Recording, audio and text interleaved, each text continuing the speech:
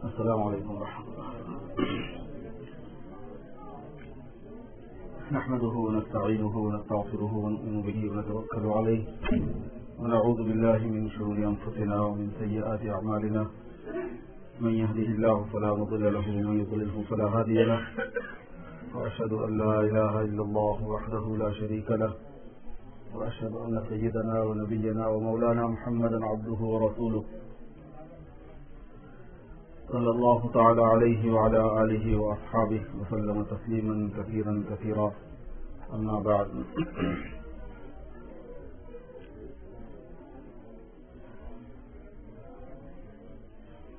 برادران اسلام اور خواتین اسلام،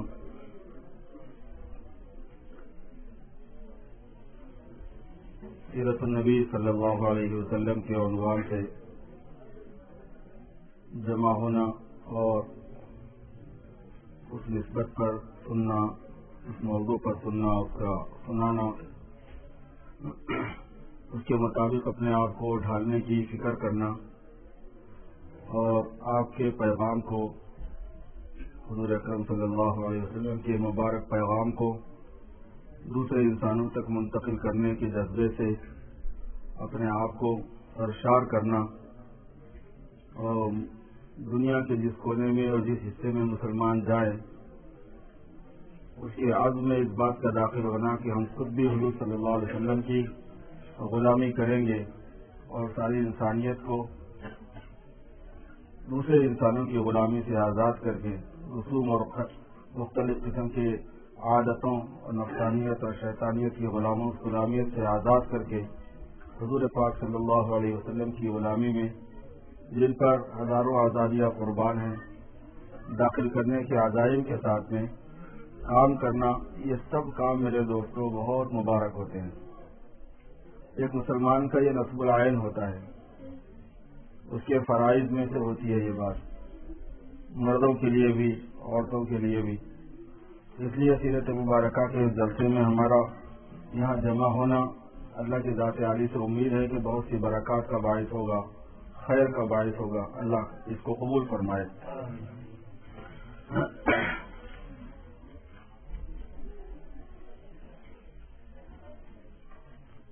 اپنے علاقوں میں اس طرح کی نشستوں کی بہتات ہے، بہت سننے کو ملتا ہے، بہت سنتے ہیں، بہت بیٹھتے ہیں، بہت سنایا جاتا ہے، بہت اٹینڈ کیا جاتا ہے۔ بظاہر ایسا لگتا ہے کہ صرف نشستن، گفتن و برخاستن و شنیدن، خالی سننا ہے، بولنا ہے، برخاست ہو جانا ہے۔ لیکن اب ان ملکوں میں آنے کے بعد میں یہ اندازہ ہوتا ہے کہ ان ملکوں میں اس ایسی نسبتوں پر بیٹھنا، سننا، کہنا اور ایسی مجلسوں کے اندر شریک ہونا یہ کتنا فائدہ مند ہوتا تھا، کیونکہ وہاں کے مسلمان میں آپ کو یہاں کے مسلمان میں بڑا فرق ملے گا۔ وہ فرق کس چیز کا ہے؟ آخر جتنے بڑے بڑے عمروں کے یہاں حضرات موجود ہیں اور وہاں بزرگوں کی صورتوں کو دیکھے ہوئے ہیں، ان کی مجلسوں میں بیٹھے ہوئے ہیں، دین کی قدروں سے واقف ہیں، اور یہ جو نئی نسل یہاں پہ بڑھ رہی ہے، پل رہی ہے، پھول رہی ہے، ان کے اندر جو دینی قدریں ہیں، معیارات ہیں، دین کے بارے میں احساس ہے، جذبات ہیں، اس کا انداز کیسا ہے آپ زمین آسمان کو فرق ڈھونے میں محسوس کرتے ہیں۔ یہ بڑی قیمتی چیزیں ہوتی ہیں میرے بزرگوں، اور اسی وجہ سے یہ بات ذہن میں آ رہی ہے، اسی وجہ سے ماشاءاللہ بعض نوجوانوں نے یہ سوچا کہ اس قسم کے اجتماعات منعقد ہوتے رہنے چاہیے، ایسی مجلسیں جس میں آپ صلی اللہ علیہ وسلم کو مبارک تذکرہ ہوتا رہے۔ امت مسلمہ حضور کے تذکرے پر ہمیشہ دل و جان سے قربان ہوتی ہے۔ ہر مسلمان کے دل میں اللہ تعالیٰ نے حضور صلی اللہ علیہ وسلم کی محبت ودیعت فرمائی ہوئی ہے، اور یہ خاص اللہ تبارک و تعالیٰ کا فضل ہے۔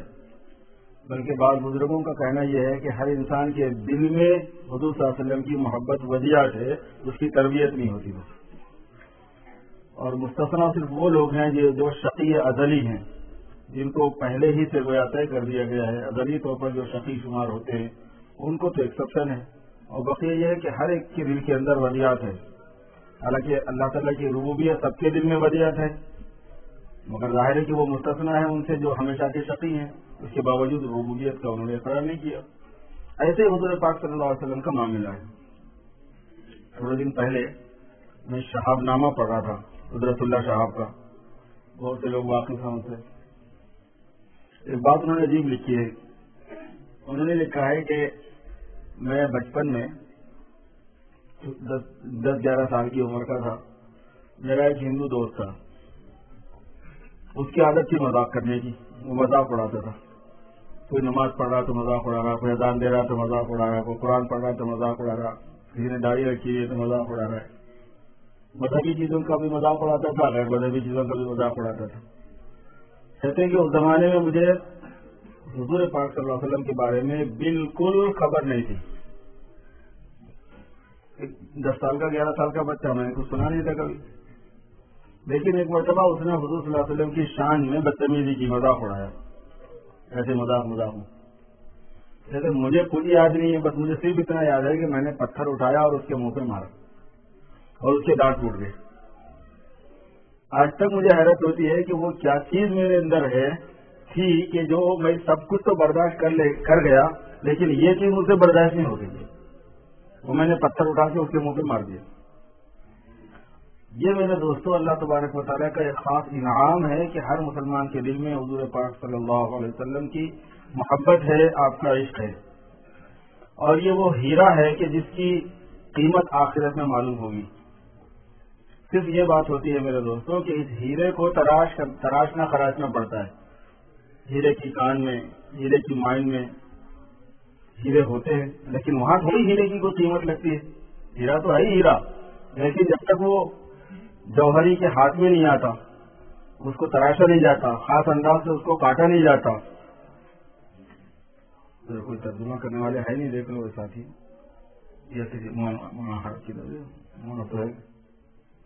مترجم ہے ادھر، کافی ہے، بہت اچھے شکریہ۔ جب اس کو تراشا خراشا جاتا ہے پھر اس کی قیمت لگتی ہے۔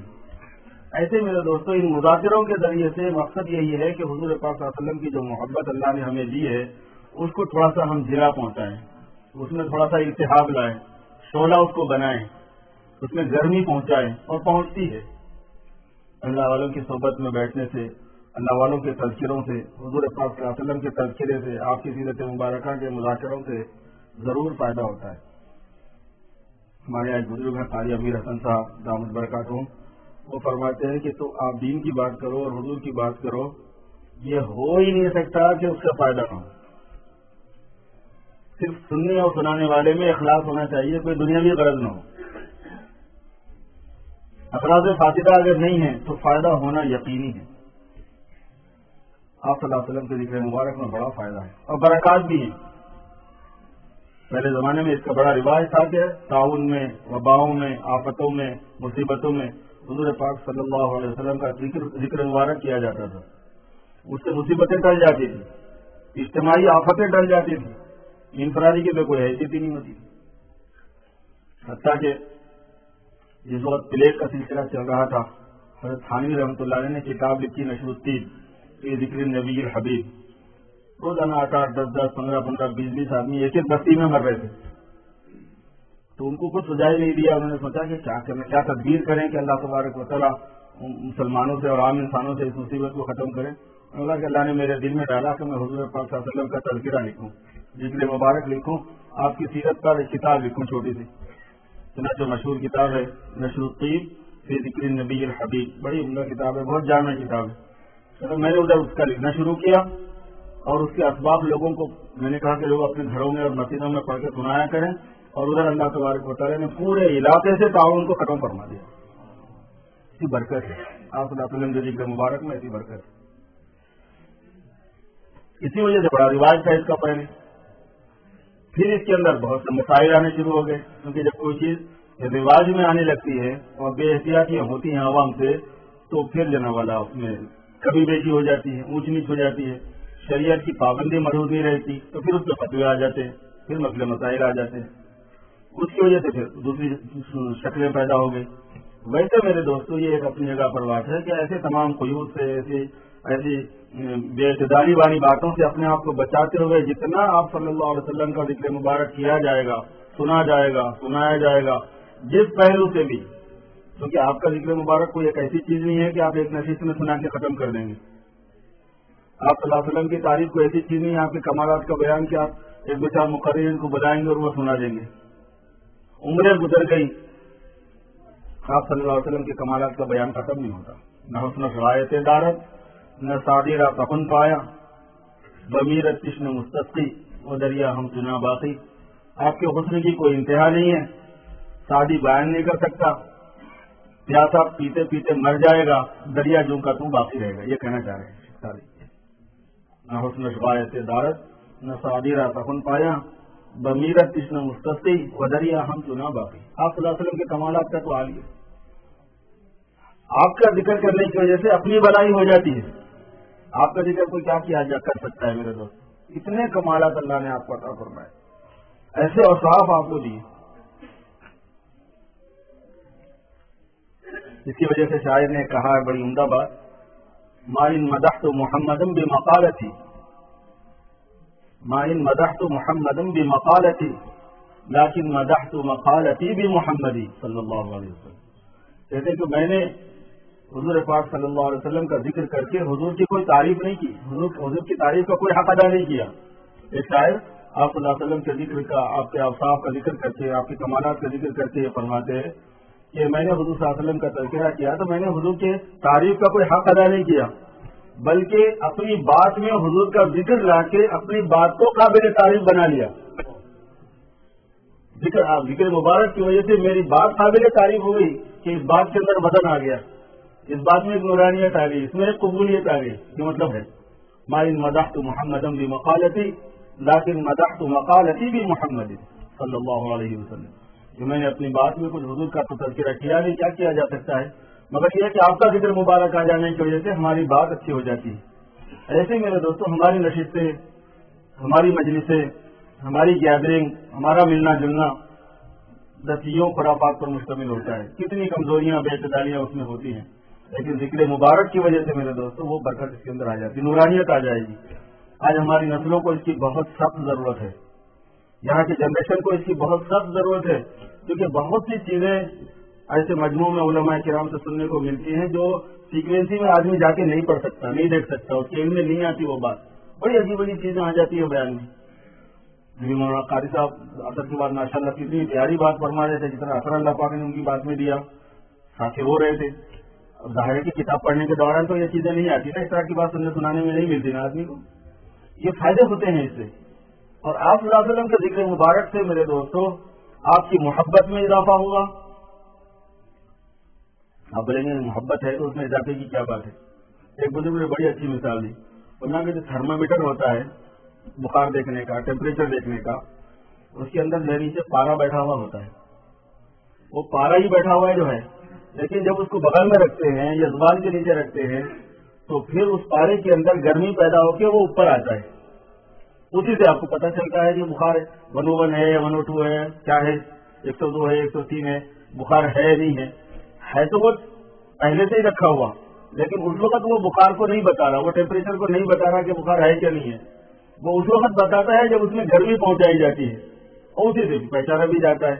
ایسے میرے دوستوں عشق محمدی صلی اللہ علیہ وسلم کو گرمی پہنچانے کی ضرورت پڑتی ہے. امت مسلمہ ہے وہ، لیکن اس کی تربیت ہونا ہے، تھوڑا سا ہے وہ، لیکن اس کو تھوڑا سا گرمی پہنچنا ہے. اور ظاہر ہے کہ گرمی کہاں سے آئے گی؟ گرمی والے ماحول سے گرمی آئے گی، گرمی والے حالات سے گرمی آئے گی، گرمی والے اعمال سے گرمی آئے گی. اور کتنی گرمی آنا بتائیں؟ علماء نے کہا کہ حضور صلی اللہ علیہ وسلم کی محبت میں، آپ کی عظمت میں اتنی گرمی آ جانا کہ حضور کی مخالفت کو سوچ نہ سکے بندہ. یہ فرض ہے، یہ اتنا درجہ فرض ہے. اور اللہ پاک کی بھی عظمت و محبت اتنی ہونا فرض ہے. اللہم انی اسألک من خشیتک ما تحول به بینی و بین معاصیک. اتنی خشیت چاہیے کہ آپ کی میرے درمیان اور معاصی کے درمیان میں وہ حائل ہو جائے. حضور اکرم صلی اللہ علیہ وسلم کی اتنی محبت اور اتنی عظمت اور اتنی چاہت ہر مسلمان مرد کے، عورت کے، لڑکی کے، لڑکے کے، نوجوانوں کے، سب کے دلوں میں آ جائے، اتنا ادب آ جائے کہ مخالفت نہ کر سکے بندہ. حضرات صحابہ کی جو امتیازی شان تھی وہ یہی تھی کہ وہ مخالفت نہیں کر سکتے. کہیں بھی آپ ایسے واقعات میں، اب نارمل حالات میں اور نامساعد حالات میں جب صحابہ کا بیان آپ دیکھیں گے، اس میں آپ کو یہ مضمون ملے گا کہ حضور اکرم صلی اللہ علیہ وسلم کی چونکہ اطاعت کے بغیر چارہ نہیں تھا، حضور کی اطاعت کے بغیر چونکہ چارہ نہیں تھا، اس لیے نہ چاہنے کے باوجود یہی کرنا پڑ سکتا تھا. ان لوگوں کے ذہن میں یہ بات ہے. محبت کا اتنا غلبہ تھا، وہ یہ تصور سے ہی دور تھے کہ مخالفت ہو نہیں سکتی. اور خود جناب رسول اللہ صلی اللہ علیہ وسلم نے بھی معیار یہی مقرر فرمایا، من اطاعنی دخل الجنہ ومن عصانی، جس نے میری اطاعت کی وہ جنت میں داخل ہو گیا، اور جس نے میری اطاعت نہیں کی وہ فقط ابا، وہ میرا منکر ہی ہے. جو مجھ پر ایمان لایا وہ جنت میں جائے گا، جو انکار کیا وہ نہیں جائے گا. صحابہ نے کہا کہ قیل من ابا یا رسول اللہ، قال من اطاعنی دخل الجنہ ومن عصانی فقد ابا. اتنی محبت چاہیے. اب یہ محبت اور عظمت میرے بھائیوں بزرگوں دلوں کے اندر آتی ہے محنت کرنے سے، دلوں میں آتی ہے حالات سنانے سے، دلوں میں آتی ہے کمالات کا بار بار مذاکرہ کرنے سے. اس لیے آپ صلی اللہ علیہ وسلم کے کمالات کا تذکرہ کیا جاتا ہے، خوبیوں کا تذکرہ کیا جاتا ہے، محاسن کا تذکرہ کیا جاتا ہے، اخلاق کا تذکرہ کیا جاتا ہے، معجزات کا تذکرہ کیا جاتا ہے، تعلیمات کا تذکرہ کیا جاتا ہے. کیونکہ آپ کے کمالات کی کوئی حد و نہایت نہیں ہے، اور اس کے شعبے بے شمار ہیں. علمی اعتبار سے الگ ہے، عملی اعتبار سے الگ ہے، اخلاقی اعتبار سے الگ ہے، روحانی اعتبار سے الگ ہے، ظاہری اعتبار سے الگ ہے. کوئی ایک پہلو نہیں ہے. اور علمی لین کے اندر، انسانوں کی زندگی کے شعبوں کے اندر آپ صلی اللہ علیہ وسلم نے جو علم عطا فرمایا قیامت تک چاہنے والے انسانوں کو، جس لین میں دیا ہے، آپ ہر لین میں کسی بھی لین کے اندر جائیں گے، وہ بات جو آپ نے اس سائڈ میں فرما دی ہے وہ آخری حرف ہے. اس شعبے میں جو آپ نے بات فرما دی وہ آخری حرف ہے، اس کو کوئی چیلنج نہیں کر سکتا اور قیامت تک نہیں کیا جا سکتا. معجزہ ہے وہ تھی تو جوامع الکلم. حضور نے فرمایا کہ میں جوامع الکلم دیا گیا ہوں، جامع بات کرنے کی صفت میں دیا گیا ہوں کہ اس کو کوئی کاٹ نہیں سکے گا، اس کو کوئی چیلنج نہیں کر سکے گا، اس کو کوئی اوورٹیک نہیں کر سکے گا، اور مختصر بات کے اندر پوری بات. اور یہی میرے دوستوں مذاکرہ کرنے سے غرض ہے کہ اللہ تبارک و تعالیٰ نے حضور پاک صلی اللہ علیہ وسلم کے ذریعے سے مجھے اور آپ کو جس مذہب سے، جس دین سے واقف کرایا، اس کی ایک خصوصیت یہ ہے کہ وہ مکمل ہے. اور مکمل ہونے کا کیا مطلب ہے؟ مکمل ہونے کو تو ہم سب سمجھتے ہیں، اليوم اکملت لکم دینکم واتممت علیکم نعمتی. دین میں نے مکمل کر دیا، نعمت میں نے تمام کر دی. اس کا کیا مفہوم ہے؟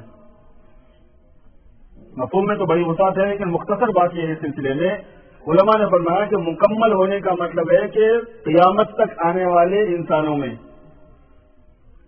ہر اعتبار کے انسانوں میں، مردوں میں اور عورتوں میں اور واقعات میں اور حالات میں کوئی ایک جزئیہ، کوئی ایک بات ایسی نہیں مل سکتی جس میں حضور اکرم صلی اللہ علیہ وسلم کی طرف سے رہبری نہ ہو کہ یہ کیسے کرنا، یہ کیا چیز ہے. اگر ایک بات بھی ایسی ہو تو نامکمل ہے. یجوز اور لا یجوز کے حکم کے بغیر کوئی ہو سکتی ہو تو نامکمل ہو جائے گی. کوئی ایک زندگی کے تمام شعبوں میں آپ صلی اللہ علیہ وسلم کی طرف سے کوئی ہدایت آپ کو نہیں ملی، اگر کوئی کہے گا تو وہ نامکمل دین ہو جائے گا. علماء نے لکھا ہے باضابطہ اس بات. فرق صرف اتنا ہوتا ہے کہ بعض جزیات مذکور ہوتے ہیں اور بعض جزیات مذکور نہیں ہوتے، مگر اصول مذکور ہوتے ہیں، قاعدے مذکور ہوتے ہیں، اس میں سے اس کو اپلائی کرنا پڑتا ہے، منتخب کرنا پڑتا ہے. مگر ہے ہر بات سے متعلق حکم لگ جائے گا. یہ جو کانسیپٹ ہے کہ کچھ چیزیں ہیں جن کو کرنا ہے، باقی چیزوں کے اندر ہم کو تھوڑا سا لبرل رہنا چاہیے، یہ تصور صحیح نہیں ہے. اس نے حضور کو پہچانے ہی نہیں جس کی زبان سے یہ جملہ نکل گیا. اس نے حضور کو جانے ہی نہیں جس نے یہ بات کہہ دی. بھائی عقیدہ ہے دین میں، عقیدہ آدمی کے اچھے ہونے چاہیے، نمازوں کا آدمی کو پابند ہونا چاہیے، اخلاق آدمی کے اچھے ہونا چاہیے، شراب سے، سود سے، اس سے چوری سے بدکاری آدمی کو بچنا چاہیے. اور بقیہ یہ کہ بہت ایکسٹریم نہیں ہونا چاہیے، بہت انتہا پسند نہیں ہونا چاہیے. یہ کیا ہے؟ آدمی تھوڑا سا وہ رہے. کیا بولنا چاہ رہا ہے ایک مسلمان اس جملے سے کیا بولنا چاہ رہا ہے؟ بہت بڑی بات وہ بولنا چاہ رہا ہے. اس کو خود پتا نہیں ہے کہ وہ کیا بک رہا ہے اپنے منہ سے یہ بول کے کیسی بےعزتی کر رہا ہے حضور کی شان میں. اس کو نہیں اندازہ ہو رہا. ہم سے عمل نہیں ہو سکتا, ہم گنہگار ہیں, ہاتھ جوڑا کرو کہ ہم قصوروار ہیں, ہم گنہگار ہیں, ہم سے نہیں ہو سکتا. لیکن ایسی باتیں کبھی نہیں بولنا ہے. زندگی کا کون سا شعبہ ہے کہ جس کے اندر پرفیکٹ ہونا یہ تشدد سے تعبیر کیا جاتا ہے؟ کون سا شعبہ ہے؟ مکان بن رہا ہے, عمارت بن رہی ہے, ماشاء اللہ یہ ہال بن رہا ہے, مسجد بن رہی ہے. ارے بہت ایکسٹریم نہیں ہونا چاہیے, لبرل ہونا, ایک پلر سیدھا رہنا, ایک تھوڑا ٹیڑھا رہنا. کوئی سوچا ہے کبھی ایسا؟ کوئی سوچتا ہے کبھی ایسا؟ لین سے ہمیشہ آپ نے ساری راڈ ایک ساتھ کی ڈالی ہوئی ہے, ایک چھت ایسا تو نہیں ہوتا. اتنا ایسا جو ہے نا انتہا پسندی کو آپ جا رہے ہیں بالکل اس کے اصول دار میں کہ ایک خط ادھر نہیں ہونا, ایک انچ ادھر نہیں ہونا, ایک سینٹی میٹر ادھر نہیں ہونا, ایک سینٹی میٹر ادھر تو دیوار ٹیڑھی ہو جائے گی, نہیں تو یہ خراب ہو جائے گا, نہیں تو وہ خراب ہو جائے گا. کبھی نہیں سوچتے ہم. اس میں پرفیکٹنس کا مطلب ہی یہ ہے کہ ہر چیز اپنے اصول سے کمپلیٹ ہونا, پوری ہونا. جتنے پروفیشنس ہیں, ڈاکٹری ہے, لائری ہے, اس کے اندر کیا سوچتے ہیں ہم؟ یہ سوچتے ہیں تو بھائی اتنا زیادہ آدمی کو نہیں ہونا چاہیے. دواخانے میں جاتے ہوئے کبھی آپ نے کہا ہے کہ اتنا اسٹریم نہیں ہونا چاہیے, بھائی یہ کیا ہے, اجراسم لگ جائیں گے, وہ لگ جائیں گے, پیر اوپر جوتے اتار کے جاؤ, ہاتھ میں گلو گل پہن کے جاؤ, ناک کو لگا کے جاؤ, آپ آپریشن تھیٹر کے اندر ایسا داخل نہیں ہو سکتے, چھوٹے بچوں کو لے کے نہیں جا سکتے. اتنا اسٹریم نہیں ہونا بولے کبھی ہم بولتے ہیں کبھی ایسا؟ بلکہ اس کو اپریشیٹ کیا جاتا ہے, اس کو پسند کیا جاتا ہے. تو میرے دوستو, ایک محمد عربی صلی اللہ علیہ وسلم کا قانون اور طریقہ ہی ایسا ہے کہ جس کے اندر جتنا زیادہ آدمی نفاق برتے, جتنا زیادہ ہپوکریسی دکھائے, وہ اتنا زیادہ آزاد, اتنا زیادہ روشن خیال. اچھی چیز نہیں ہے یہ, ہم نے سمجھا نہیں ہے سرکار دو عالم صلی اللہ علیہ وسلم. اس کا نام روشن خیالی نہیں ہے, یہ تاریخ خیالی ہوتی ہے. حضور پاک صلی اللہ علیہ وسلم نے فرمایا کہ قیامت کے قریب الفاظ بدلے جائیں گے. بات کچھ اور کہنا چاہ رہا ہوگا بندہ, لفظ کچھ اور کہہ رہا ہوگا. اور شیاطین جو ہے نا, زخرف القول کے ذریعے سے, زخرف القول کہتے ہیں بات کو کوٹیٹ کرنا. جیسے سونے کے اوپر, جیسے تانبے کے اوپر سونے کا پانی چڑھا دیا جائے, المونیم کے اوپر چاندی کا پانی چڑھا دیا جائے, یا یہ کہ تانبے کے اوپر سلور کا پانی چڑھا دیا جائے, تو جیسے ہوتا ہے اس کو زخرف کہتے ہیں. يوحي بعضهم إلى بعض زخرف القول غرورا وكذلك جعلنا لكل نبي عدوا شياطين الإنس والجن يوحي بعضهم إلى بعض زخرف القول غرورا. یہ زخارف القول کے ذریعے سے وحی کرنا ایک دوسرے کو, اور ذہن بنانا, برین واش کرنا, دماغ سازی کرنا, آدمی کو مذہب سے ہٹانا, دین سے ہٹانا, قرآن سے ہٹانا, حدیث سے ہٹانا, یہ قیامت کے قریب بہت ہوگا. ہمارا اپنا کام یہ ہے کہ ہمیں یہ فرمایا گیا کہ ادخلوا فی السلم کافہ, اسلام میں پورے داخل ہو جاؤ.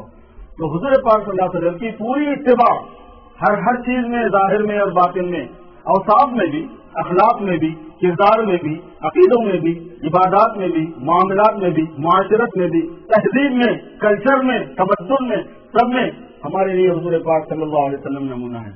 اس کے لیے آدمی کو ظاہر ہے کہ پلاننگ کرنی پڑے گی کہ آئے کیسے. ہم سب چاہتے ہیں یہ بات, لیکن بولنے والا بھی کرنا مشکل ہے, سننے والے بھی کرنا مشکل ہے. ماحول کچھ ایسا بنا ہوا ہے. مگر پہلے علم تو صحیح ہو جائے ہمارا. ہم تو اپنے علم کو گندا کیے ہوئے ہیں, ہم نے اپنے علم کو بگاڑا ہوا ہے. جب علم صحیح ہوگا تو پھر اس کی پلاننگ بھی کی جا سکتی ہے کہ بھائی 100% حضور پاک صلی اللہ علیہ وسلم کی غلامی میں آنے کا طریقہ کیا ہو سکتا ہے, کیسی کوششیں اس کے لیے کی جائیں جس کی وجہ سے ہم حضور صلی اللہ علیہ وسلم کے لائی ہوئی تعلیمات پر عمل کریں. اور میرے دوستوں, میرے بھائیوں, اس ملک کے اندر جس نے حضور پاک صلی اللہ علیہ وسلم کے ساتھ میں سچا تعلق پیدا کیا اور اس پر عمل کرنے کی اس نے کوشش کی, یاد رکھو قسمت اسی کی چمکنے والی ہے. اور اگر اس میں کوتاہی کی گئی, اللہ تبارک و تعالیٰ اس کو بخشیں گے نہیں. اس کا مواخذہ ہونے والا ہے, اس کو پکڑا جائے گا, اس کو سزا دی جائے گی. دنیا میں بھیجا اس لیے جاتا ہے, پھیلایا اس لیے جاتا ہے مسلمانوں کو. مولانا الیاس صاحب رحمۃ اللہ علیہ جو مجدد الدعویٰ ہیں, وہ فرمایا کرتے تھے, سنا کہ پوری دنیا میں اللہ تبارک و تعالیٰ مسلمانوں کو ڈسٹریبیوٹ کر دیتے ہیں غیر اختیاری طور پر, اگر وہ اپنے اختیار سے نہیں گئے تو. اگر وہ اپنے اختیار سے نہیں گئے تو پوری دنیا میں غیر اختیاری طور پر ان کو ڈسٹریبیوٹ کر دیا جاتا ہے کہ نہیں تم کو جانا ہی پڑے گا, کیونکہ دین حق تمہارے پاس. میرے حبیب کا طریقہ تمہارے پاس ہے، میرے حبیب کی امانت تمہارے پاس ہے، تم کو جانا پڑے گا، پوری انسانیت میں جانا پڑے گا، وہاں تم کو زندگی گزارنی پڑے گی، اچھی نیت سے نہیں جاؤ گے، مجبور بنا کے جیسے ذہن کا آدمی ہے ویسے ذہن کے حالات اس پہ لا کے بھیج دیں گے، چلو ویسے دین کی خدمت سے نہیں جا سکتا تو ڈالر کی خدمت سے تو جا سکتا ہے نا، چلو پہنچا دو۔ وہاں جانے کے بعد اللہ تبارک و تعالیٰ پھر ایسے اسباب بناتے ہیں، پھر ایسے وسائل میسر کرتے ہیں، پھر ایسے حالات اس کے اطراف میں آتے ہیں، پھر وہ دین کی طرف آہستہ آہستہ متوجہ ہونا شروع ہو جاتا ہے۔ آج اللہ کا کرم ہے کہ دین کی ایک فکر اور دین کے بارے میں ایک شعور پوری امت مسلمہ میں جاگ رہا ہے، بلکہ پوری دنیا میں ہو رہا ہے، پوری دنیا کے اندر امت مسلمہ میں ایک دین کی طرف رجوع اور توجہ ہے، اور یہ حضور پاک صلی اللہ علیہ وسلم کی پیشین گوئی ہے۔ آپ صلی اللہ علیہ وسلم نے یہ ارشاد فرمایا تھا، آپ کی تعلیمات کا یہ حصہ ہے، آپ نے فرمایا تھا کہ قیامت کے قریب جب فتنے زیادہ ہو جائیں گے تو لوگ بٹنا شروع ہو جائیں گے، تعرض الفتن علی القلوب کالحصیر عودا عودا، جب فتنے زیادہ ہو جائیں گے تو لوگ بٹنا شروع ہو جائیں گے۔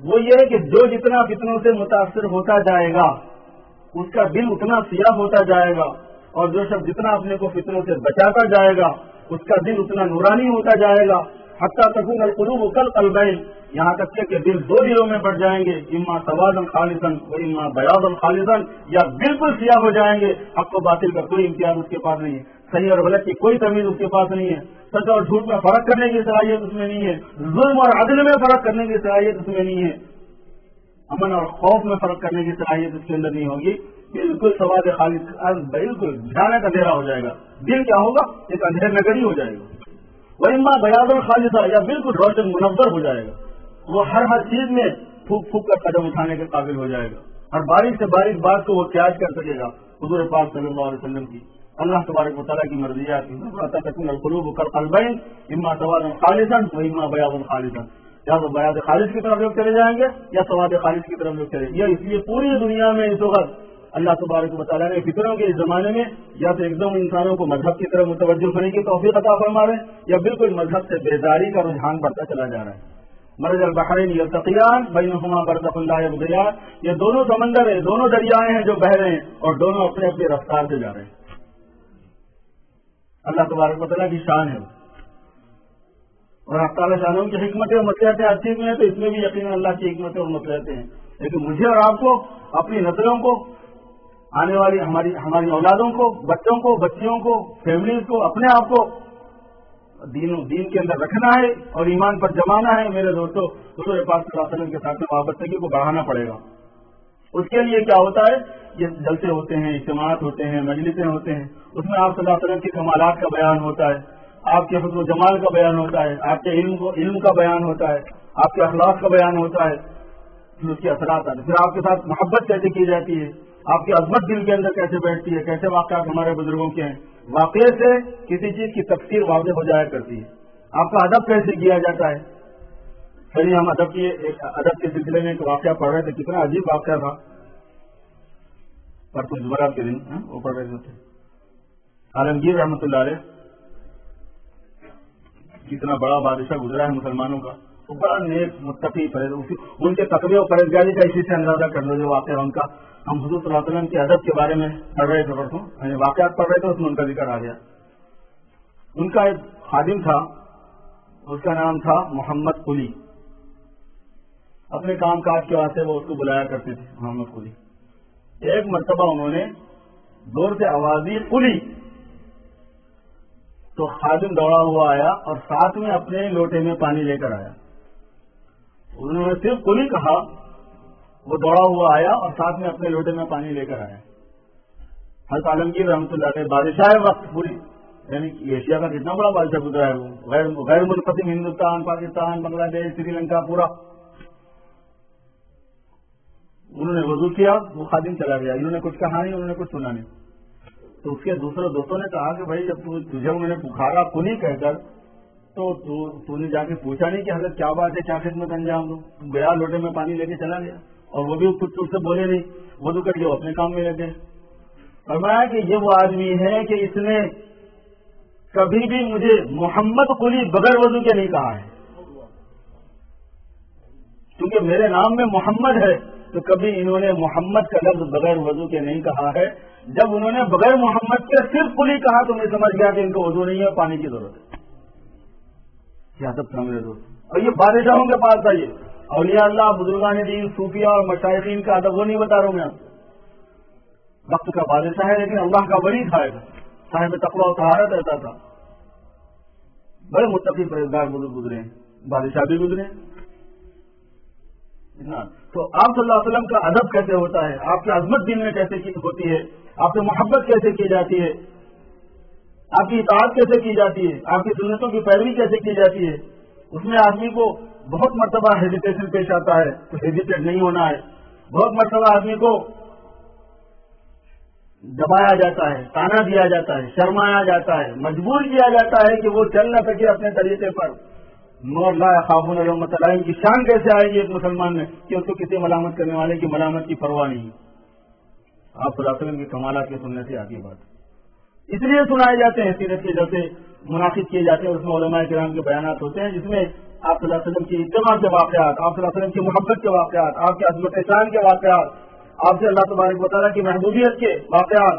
ابھی جیسے حضرت اثر کے بعد میں خلت کا فرق اور جناب والا حب کا جو فرق تھا، خلیل اللہ ہونے کا اور حبیب اللہ ہونے کا جو فرق تھا، کیسے بتا رہے تھے. اس سے اندازہ ہوتا ہے کہ اللہ پاک اللہ تبارک و تعالیٰ نے حضور اکرم صلی اللہ علیہ وسلم کی کیا شان بنائی تھی. میرے دوست، آپ کی پیدائش کی دو شکلیں ہیں. ایک آپ کا نور نبوت ہے جو بنایا گیا، ایک آپ کا نور جو پیدا کیا گیا، ایک آپ کا جسم مبارک جو بنایا گیا. دو تخلیقیں ہیں آپ کی. یا جابر ان اول ما خلق اللہ نور نبی مصنف عبد الرزاق، اور حضرت تھانوی نے اس کی تخریج کی ہے، اور حضرت تھانوی کسی حدیث کی تخریج کرتے تو وہ خود ایک سند ہے. اے جابر، سب سے پہلے اللہ نے جس چیز کو پیدا کیا وہ تیرے نبی کا نور ہے، اور آپ فزیکلی پیدائش کے اعتبار سے آپ اس میں مبعوث ہوئے. اور یہ بھی عجیب بات ہے کہ نور نبوت کی پیدائش کی تو شان یہ ہے کہ سب سے پہلے اس کی تخلیق ہوئی، اور جیسے محمدی صلی اللہ علیہ وسلم کی پیدائش کی شان یہ ہے کہ وہ بالکل نارمل حالت میں ہوئی. عیسیٰ علیہ السلام کی طرح بھی اب نارمل نہیں ہوئی. علماء نے فرمایا کہ عیسیٰ علیہ السلام کو تھوڑا سا اب نارمل پیدا کیا کہ بغیر شادی کے اماں سے ڈائریکٹ پیدا کر دیا، اور بالکل طاہرہ اور عفیفہ خاتون سے، تو ان کو لوگوں نے خدا بنا لیا. اب حضور صلی اللہ علیہ وسلم تو خاتم النبیین ہے، آپ کے پاس کوئی نبی آنے والے نہیں ہیں. آپ کے ساتھ ایسا کوئی اسپیشل معاملہ کیا جاتا تو پھر یہ امت بھی یہی حرکت میں مبتلا ہو جاتی. اس وجہ سے آپ کو اس انداز میں پیدا نہیں کیا گیا. وہ اللہ پاک کے کام اللہ ہی جانتے ہیں میرے دوستوں. اللہ تعالیٰ حضور صلی اللہ علیہ وسلم کی جو خصوصیات ہیں، آپ کی جو فضیلت ہے، وہ ظاہر ہے کہ عیسیٰ علیہ السلام سے آپ بڑے مرتبے کے ہیں. حضرت آدم علیہ السلام سے بھی مرتبے کے بڑے ہیں آپ. ابراہیم علیہ السلام سے بھی مرتبے کے، سارے پیغمبروں میں افضل ہیں آپ. سیدنا سید ولد آدم، حضور نے خود فرمایا کہ میں ولد آدم کا سردار ہوں. لواء الحمد بیدی، حمد کا جھنڈا میرے ہاتھ میں ہوگا. آپ ہیں شفاعت کبریٰ والے، صاحب الشفاعت الکبریٰ. کوئی شفاعت نہیں کر سکے گا کل قیامت کے دن. حضور صلی اللہ علیہ وسلم ساری انسانیت کی شفاعت فرمائیں گے. صاحب مقام محمود ہے، پوری انسانیت میں ایک ہی مقام ہے حضور پاک صلی اللہ علیہ وسلم. اللہ رب العزت کے پاس کل قیامت میں جو سب سے بڑے مرتبے کا ہوگا، جس کا نام مقام محمود ہے، اس کے آپ شہنشاہ نشین ہیں. آپ صاحب مقام محمود ہیں، آپ صافی کوثر ہیں. آپ اللہ تبارک و تعالیٰ نے صاحب المعراج بنایا. اتنی عجیب چیز ہے میرے دوستوں، اتنا عجیب واقعہ، ایسی خصوصیات ظاہر کرنے والا جس کی کوئی حد نہیں.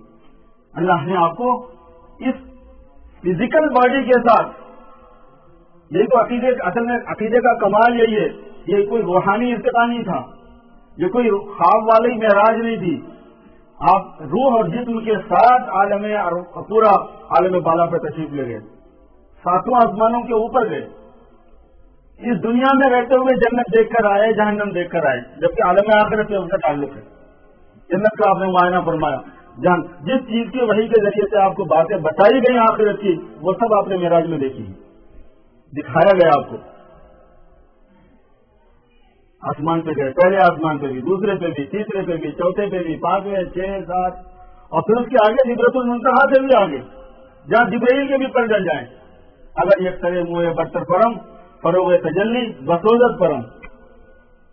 جب سب سے رف آپ کے سامنے آیا سدرۃ المنتہا کے پاس، جو جبرائیل علیہ السلام نے کہا کہ حضور یہ آپ کا مقام ہے، آپ جائیے، اللہ تعالیٰ آپ کو آگے اور بلا رہے ہیں. تو حضور نے فرمایا جبرائیل سے کہ جبرائیل اتنے تک تم ساتھ میں تھے اور اب تم مجھے چھوڑ دے، کہیں ایسا ہوتا ہے کہ ایسے موقع پر مجھے بھی بڑی وحشت ہو رہی ہے، پریشانی ہو رہی ہے، پتہ نہیں کیا ہے ادھر، تم مجھے چھوڑ کے جا رہے ہو؟ تو کہنے لگے حضور بس ایک ایسا مقام ہے یہ کہ جہاں میں نہیں جا سکتا، جس کو جو ہے فارسی شاعر نے اس کے اندر ایسا پرویا ہے کہ ان کی بات کا مضمون یہ ہے کہ اگر یہ قدم ہوں یا برتر پر ہوں، ایک بال برابر بھی میں اپنے یہاں سے آگے بڑھوں گا، فروغ تجلی بسوزت پرم، اللہ رب العزت کی تجلی سے میرے پر جل جائیں گے۔ یہ تو آپ کا حوصلہ ہے کہ آپ ہی جا سکتے ہیں۔ سبق ملا ہے یہ معراج مصطفیٰ سے مجھے کہ عالم بشریت کی زد میں گردوں۔ علامہ اقبال اللہ تبارک و تعالیٰ نے ہوش آندھی اس جسمانی فزیکل باڈی کے ساتھ چلے گیا، اللہ زمان کے اندر ٹائم ہی نہیں تھا کچھ، لامکان کے اندر۔ میرے دوستوں لازمانی ہونا لامکانی ہونا تو ظاہر ہے نا، انسان کے اندر کہاں یہ چیز؟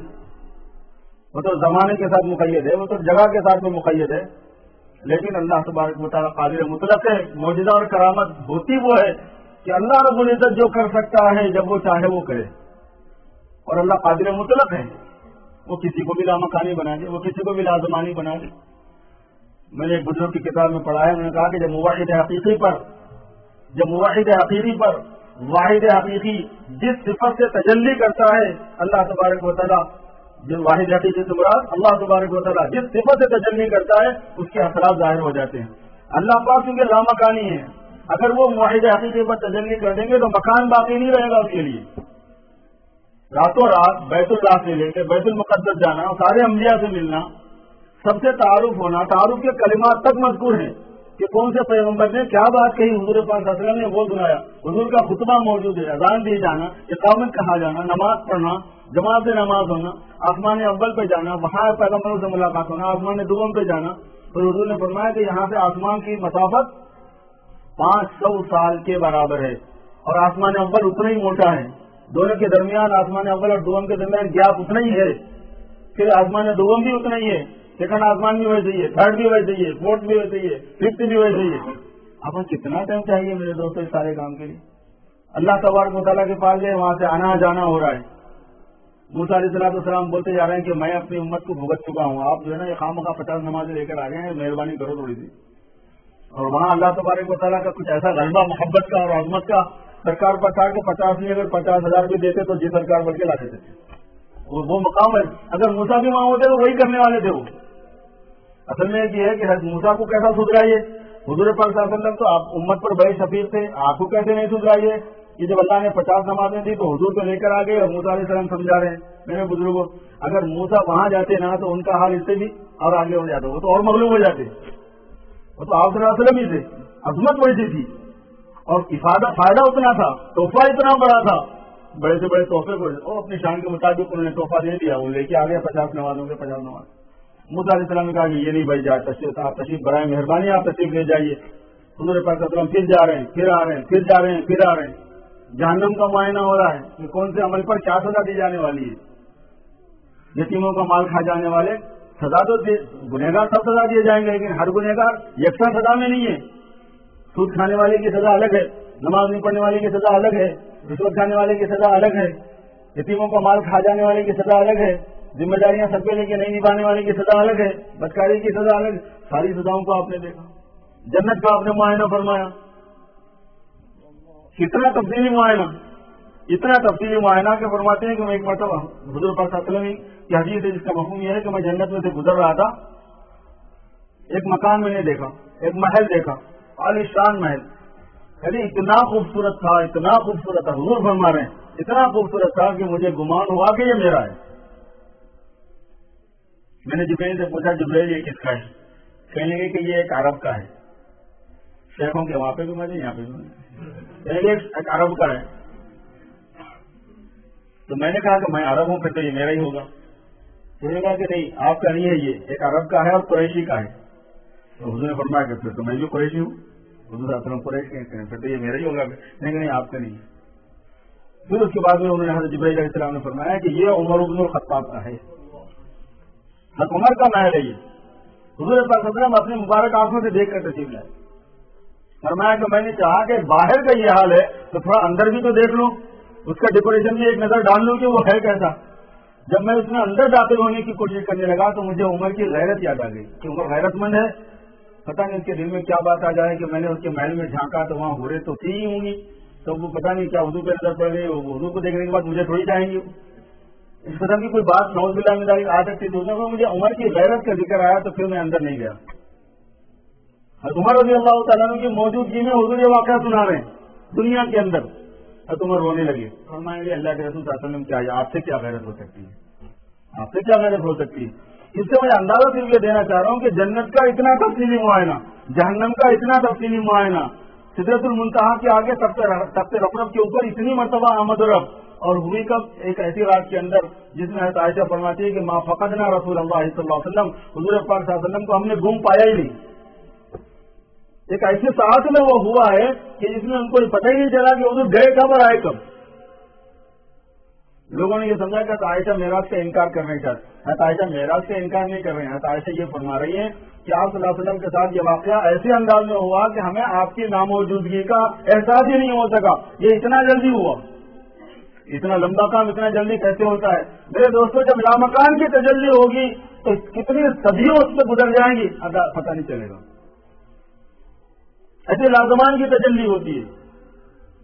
وقت کے اعتبار سے بھی ایسے ہی معاملہ ہوتا ہے. اللہ پاک کے معاملات ہیں, اللہ قادر مطلق ہے, وہ جو چاہیں کر سکتے ہیں. تو یہ آپ صلی اللہ علیہ وسلم کی شان کا اندازہ فرمائیے. آپ صلی اللہ علیہ وسلم عرش پر تشریف لے گئے ہیں اور آپ سے جوتے نہیں اتروائے گئے ہیں. کیا شان ہے. ہمارے والد صاحب رحمۃ اللہ علیہ کا شعر ہے, نالین پہنے عرش پہ پہنچے ہیں جب حضور, نالین پہنے عرش پہ, نالین جوتوں کو کہتے ہیں, نالین پہنے عرش پہ پہنچے ہیں جب حضور, کچھ طور سے بھی پوچھیے عظمت رسول کی. کیونکہ جب طور پر موسیٰ علیہ السلام تورات دینے کے لیے گئے تھے تو اللہ نے فرمایا کہ یا موسیٰ اخلع نعلیک انک بالوادی المقدس طویٰ, اے موسیٰ اپنے جوتے اتار دو, آپ وادی مقدس میں ہو. ایک مقدس, ایک بزرگ وادی کے اندر, ایک پاکیزہ, ایک نورانی وادی کے اندر ہو. یہاں جوتے نہیں پہنے جاتے, اتار دیے جاتے ہیں. اخلع نعلیک انک بالوادی المقدس طویٰ. اور حضور پاک صلی اللہ علیہ وسلم کے ساتھ ایسی کوئی قید نہیں ہے اور عرش پہ نہیں ہے. اندازہ لگائیے آپ رفعت شان کا, آپ کی محبوبیت کا, آپ کی عظمت کا. ایسے پیغمبر کے ہم امتی ہیں میرے دوستوں. بات یہاں لانا ہے اصل میں کہ یہ جو جس شخصیت جس ذات مبارکہ کا اور جس شخصیت کا تذکرہ ہو رہا ہے, ہماری ان سے کیا نسبت ہے. ہم ان کے غلام ہیں, ہم ان کے امتی ہیں, ہم ان کے فالوور ہیں, ہم ان کے پیغامات کو پھیلانے والے ہیں, ہم ان کی امانت کے امین ہیں, ہم ان کے جھنڈے کے علمبردار ہیں, ہم ان کے خادمین میں سے ہیں, ہم ان کے امتیوں میں سے ہیں. اور ہمارے پیغمبر جن کے بارے میں ہم مذاکرہ کرتے ہیں وہ خاتم النبیین ہیں اور ہم خاتم الامم ہیں. ہمارے بعد کوئی اور دوسرا نہیں ہے جو دین کو اٹھانے والا ہو, لے کے آنے والا ہو. حضور پاک صلی اللہ علیہ وسلم پردہ فرما گئے, یہ ذمہ داری امت مسلمہ کے حوالے فرما دی. دین کو اپنانا, حضور صلی اللہ علیہ وسلم کی سنتوں کو اپنانا, تربیت لینا. آپ صلی اللہ علیہ وسلم طلب پیدا کرتے تھے پہلے جس کو دعوت سے تعبیر کرتے ہیں, پھر نالج فراہم کرتے تھے جس کو تعلیم اور حکمت سے تعبیر کرتے ہیں, پھر ٹریننگ دیتے تھے جس کو تزکیہ اور تربیت سے تعبیر کرتے ہیں. یہ 3 کام امت مسلمہ کے ذمہ ہے. پہلے طلب کہ ہر آدمی میں اللہ رب العزت کی معرفت کا شوق آ جائے, آخرت کی کامیابی کا احساس آ جائے, خبر میں جوابدہی کا احساس آ جائے, اپنی آخرت بگاڑنا نہیں ہے. ایک طلب آ جائے, خوف آ جائے اللہ تبارک و تعالیٰ کہ میری زندگی کہیں ناکام نہ ہو جائے, اور وہ دین پر ہوگی کامیاب, دین کے بغیر ناکام ہو جائے گی.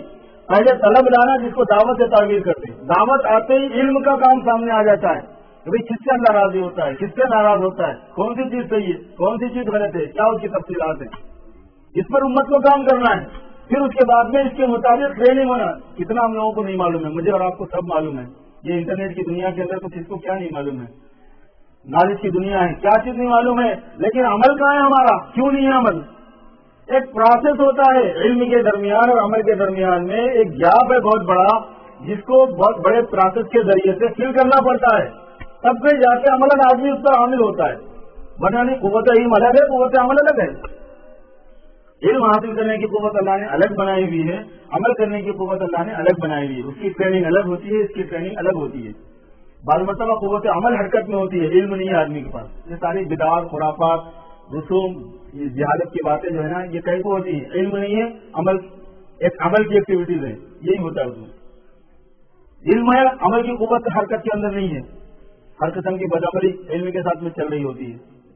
نہ علم ہے نہ عمل ہے، ایسا بھی ہوتا ہے، نہ خود علم ہی ہے نہ عمل ہی ہے، ظاہر کہ اس کے ذریعے سے جو زندقہ اور علاج پھیلتا ہے تو پھیلے گا۔ اور علم سے مراد وہی علم جو حضور پاک صلی اللہ علیہ وسلم لے کر آئے، وہ علم جو انسانوں کے تجربوں سے تعلق رکھتا ہے، ایکسپیرینس سے، جو عقل سے ایجاد کیا ہوا ہوتا ہے، جو اللہ تعالیٰ کی طرف سے انسانوں کو دیا گیا ہے دنیا میں، دنیا سے فائدہ اٹھانے کے واسطے۔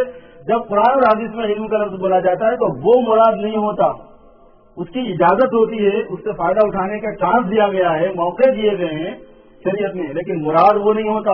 مراد وہی ہوتا ہے جو اللہ پاک آسمان سے بھیجے ہیں انسانوں کے واسطے، اور وہ قرآن کا علم ہوتا ہے، وہ حدیث کا علم ہوتا ہے۔ تو پہلے دعوت کے ذریعے سے عام محنت اتنی پیدا کرنا امت مسلمہ میں اور ساری انسانیت میں کہ ان میں طلب آ جائے، پھر علم کو زندہ کرنا، انسٹیٹیوٹ قائم کرنا، یہ بہت بڑی کوتاہی میرے دوست ہم لوگ کر رہے ہیں۔ اس سلسلے میں میں آپ کو توجہ دلاؤں گا تھوڑی سی اس بات پر۔ جس بات کی طرف میں دوست توجہ دلانا چاہ رہا ہوں وہ یہ ہے کہ آج الحمدللہ تعالیٰ تھوڑے دین کی طرف سے، تھوڑی دین کی فکر پیدا ہونے سے لوگوں میں حافظ بنانے کا ایک رجحان تو بن گیا، بہت لوگ اپنے بچوں کو حافظ بنا رہے ہیں، بہت مبارک بات ہے، اور کوئی معمولی چیز نہیں ہوتی، بہت قیمتی چیز ہے۔ کبھی یہ نہیں سوچنا کہ یہ بغیر سمجھے کے طوطے اور مینا کی طرح رکھنے سے پڑھنے سے کیا فائدہ ہوتا ہے، جیسے جاہل لوگ بول دیتے ہیں، یہ جاہل لوگ بولتے ہیں، عالم لوگ نہیں بول سکتے کبھی، کیونکہ عالم تو وہی بولے گا جو حضور نے فرمایا، جاہل وہ بولتا ہے اس کے خلاف بول دیتا ہے جو حضور نے فرمایا۔ حضور صلی اللہ علیہ وسلم نے اس کو بہت اپریشیٹ کیا ہے کہ فضیلت بیان فرمائی ہے، تو یہ تو جہالت کی بات ہوگی۔ اس وجہ سے کبھی اس کو اگنور نہیں کرنا ہے، وہ اپنی جگہ پر صاحب فضیلت والی چیز ہے، لیکن اس کے آگے ایک بات ہے کہ حافظ کو محفوظ کرنے کا طریقہ ابھی امریکہ والوں نے تلاشی نہیں کی ہے۔ ہمارے شکاگو کے اندر 100 سے زیادہ 150 سے زیادہ بچے حافظ ہو گئے، لیکن ان کو پکڑنے کو ہوئے تو مل ہی نہیں رہے، حافظ ہوئے تھے بھی نکل گئے، کالج میں چلے گئے، ہائی اسکول میں چلے گئے، یونیورسٹی میں چلے گئے، نہ شکل کے، نہ صورت کے، نہ نماز کے، نہ روزے کے، نہ رمضان میں قرآن شریف سنانے کے قابل، یاد ہی نہیں رہا قرآن پاک۔ کیا ہو رہا ہے، یہ کیوں ہو رہا پتا ہے؟ وہ یہ ہے کہ حافظ پر قناعت کر گئے کہ بس ہو گیا بھائی، دین کی فکر آنے کا مطلب ہے کہ اپنے اولاد کو حافظ بنا دو، بھائی حافظ بناؤ، اصل کام اس کے بعد عالم بناؤ، مفتی بناؤ، داعی بناؤ۔ مسلمان جو جمے گا نا اس ملک کے اندر، اس کے پیر جو جمیں گے وہ عالموں سے جمیں گے، یاد رکھیں، وہ عالموں سے جمیں گے، یہ بہت دور کی بات ہے۔ اور عالم کب ہوگا؟ یہاں کے پڑھے ہوئے بچے عالم ہونا، یہ ہم جیسے بڈھے ادھر انڈیا پاکستان سے جو آئے ہوئے ہیں نا، ہمارے کو یہاں کی زبان تک بولنے نہیں آتا، تو ہم یہاں کی قوم کو کیا سنبھالیں گے؟ وہ تو ضرورت وہاں سے آئے ہوئے علماء دین کی اس لیے ہے کہ اس کے بغیر کام نہیں چلنے والا ہے ان کا، کیونکہ وہ جو لوگ سیکھ کے آئے ہیں یہاں سے یہاں والے وہ نہیں سیکھ سکتے، نہ وہ سکھا سکتے، تو اس وجہ سے ان سے استغنا نہیں ہو سکتا کبھی بھی۔ لیکن یہاں کے بچے، یہاں کی زبان بولنے والے عالم حافظ مفتی پیدا ہونا ضروری ہے، ورنہ تو باقی نہیں رہ سکتے ہم صحیح معنی میں۔ اور وہ یہاں والے کب تیار ہوں گے؟ جب یہاں ایسے انسٹیٹیوٹ ہوں گے، ایسے ادارے ہوں گے، ایسے سینٹرز ہوں گے، پھر اس کے مطابق میرے دوستوں تربیت کا جو نظام ہوتا ہے جس کو مشائخ حق علماء ربانی کہتے ہیں وہ چاہیے۔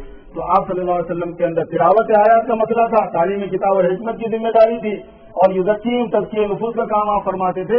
جب یہ امت مسلمہ اپنے اس رشتے کو محفوظ رکھتے ہوئے جو سرکار کے ساتھ میں ہم کو یہ سعادت حاصل ہے، اس میں کام کرے گی، جان مان لگائے گی، صلاحیتیں لگائے گی، جدوجہد اور کوشش کرے گی، پھر اللہ رب العزت میرے دوستوں اس ملک کے اندر جمائیں گے، احسان فرمائیں گے، خلافت عطا فرمائیں گے، اور کامیابیاں نصیب فرمائیں گے، قبولیت عطا فرمائیں گے۔ غیروں کے دلوں سے نفرت نکلے گی، ان کے دلوں کے اندر محبت پیدا ہوگی، عقیدت پیدا ہوگی، بدگمانیاں دور ہوں گی۔ آج مسلمان سے بدگمان ہے پوری دنیا، یہاں سے وہاں تک ظاہر ہے کہ بدگمان ہونے کا کام ہی ہم کرتے ہیں۔ آج مسلمان کی نفرت میں تو پوری دنیا کے اندر ہے، ہم نفرت کا کام ہی کر رہے ہیں۔ ہمیں تو نہ نفرت کا کام سکھایا گیا، نہ بدگمانی کا سیوا دیا گیا، مگر ہم نے اپنی زندگی کو جو بدلا تو ہمارے ساتھ تو یہ ہونا ہی تھا پھر وہ۔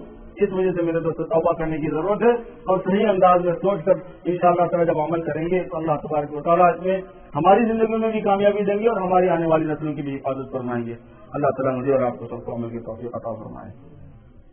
مختصر اللهم صل على سيدنا مولانا محمد وعلى ال سيدنا مولانا محمد وبارك وسلم۔ ربنا ظلمنا انفسنا وان لم تغفر لنا وترحمنا لنكونن من الخاسرين۔ ربنا لا تزغ قلوبنا بعد إذ هديتنا وهب لنا من لدنك رحمة إنك أنت الوهاب۔ یا اللہ ہمارے گناہوں کو معاف کر دیجیے، ہماری خطاؤں سے درگزر فرما دیجیے، اے اللہ جمع ہونے کو ہمارے قبول فرمائیے، کہنے سننے کو قبول فرمائیے، دین کی فہم عطا فرما دیجیے۔